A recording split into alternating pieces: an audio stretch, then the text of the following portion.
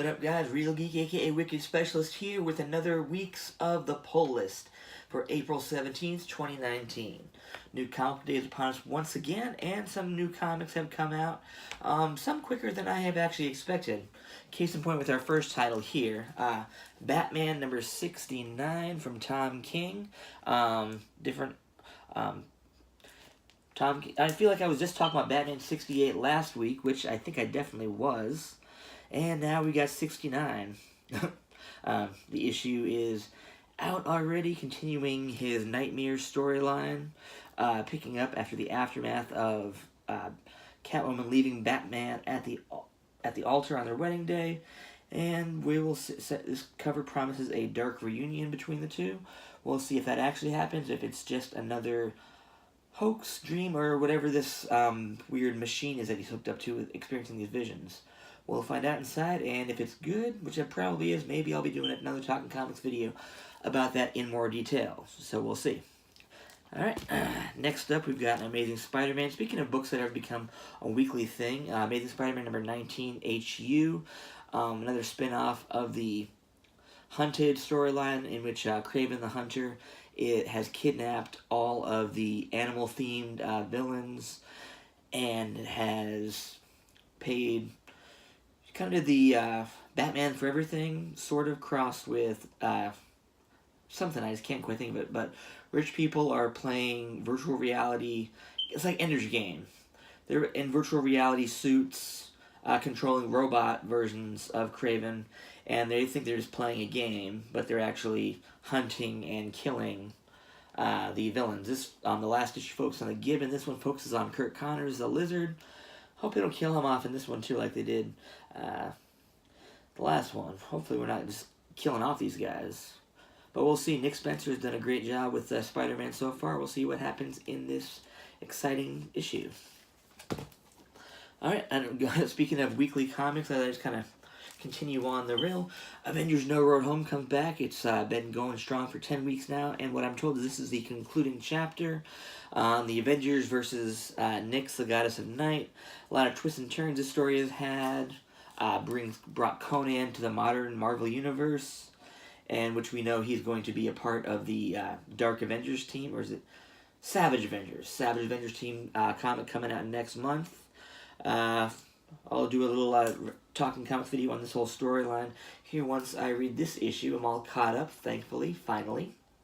And we will see what happens in this concluding chapter. Alright, moving on. Next up, Ms. Marvel number 2 from Saladin Ahmed. Really enjoying this new version of Ms. Marvel.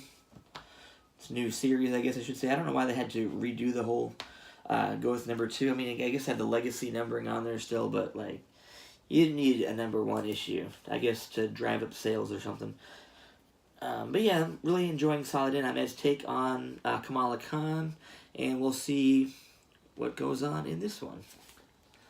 Alright, up next, Donny Cates brings us Guardians of the Galaxy, the 4th issue of his run on Guardians of the Galaxy. Really enjoying this new team, including the Cosmic Ghost Rider, Groot, who, as of last year, can now talk and is even more of a badass than he was before. Star-Lord, fucking Beta Ray Bill is just awesome on this team, and I can't think of her name for the life of me right now, but Moondragon on the team as well. Drax's daughter, very fun series. Thanos is trying to bring himself back, or Thanos had set a plan in place for his death. Gamora killed him off in the Infinity Wars storyline last summer. But now there will be a new Thanos, and that's what the Guardians are trying to stop from happening. Can they do it? We'll see. Find out. Up next, Chip Zdarsky brings the Spider-Man Life Story number 2, the 70s. I really enjoyed the first issue set in the 60s. If you didn't see that first video in which I was talking about it, this series is, each issue is going to be a decade. Spider-Man, the character, has been out since 1962, and the series posits a what if Spider-Man actually became Spider-Man in 1962 and aged each decade forward. The first issue was a great The first issue actually sold out on the publisher level, which just does not happen anymore. It definitely doesn't happen with the Spider-Man book anymore. I'm glad I got a copy. I'm glad I got a copy of this one because the first issue captured not only the era of Spider-Man in that time, but also the era that was supposed to be the 60s.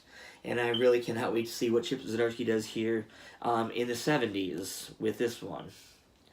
Really looking forward to reading this one. I'll probably read this one first, I imagine. I'll probably do a Talking Comics on it. We'll see. Alright, next up. More Zdarsky, Daredevil #4. Fantastic series so far. Absolutely loving it. I've actually got most of the first couple issues of every Daredevil relaunch they've done for the past... they've relaunched him quite a bit in the past couple of years. Since, like, Kevin Smith did it in, like, 99. They've been relaunched, like, every couple years or so. They'll bring back a new #1 with a new creative team. But this time, Daredevil and the Punisher encountering each other. Daredevil's on the run. Mayor Fisk, the Kingpin, is the mayor now in the Marvel Universe, if you're not aware of that.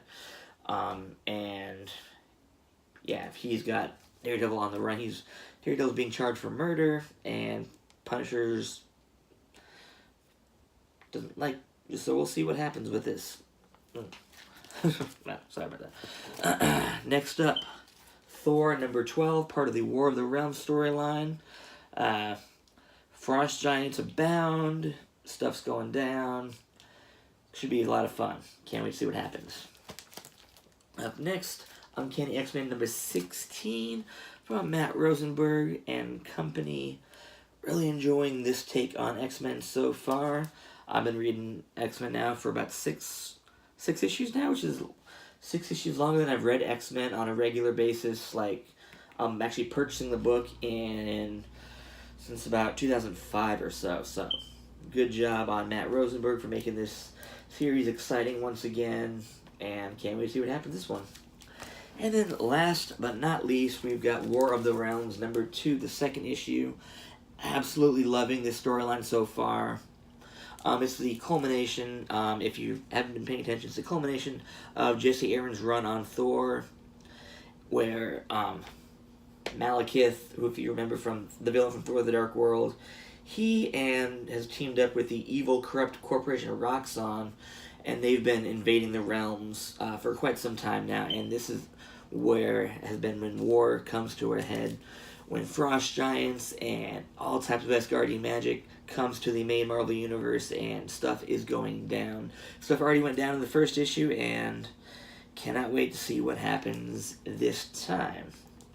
I don't think I'm going to read all the tie-in issues, just because I already read enough comics as it is on a regular basis, and anything extra, unless it's like I hear some good word about it that, oh, you should pick up this book here. Then for the most part, for the tie-in stuff, I'll wait until it either hits the trade or hits the Marvel Unlimited app in 6 months, whichever happens first. Likely the app. Just being real. But yeah, that's my picks for the pull list for this week. What comics did you guys get? What's your favorite superhero? What's your favorite comic book run of all time? I can think of a few that are on the top of my list. Chris Claremont's X-Men, Walt Simonson's Thor, just to name 2 right there. All of which you can read on Marvel Unlimited, so if you haven't checked that out, check that out. And yeah, that is it for this week. Be sure to stay tuned for some Talking Comics videos once I read some of these issues and need to rant about them for a little bit. So until next time, guys, stay geeky. I'm out.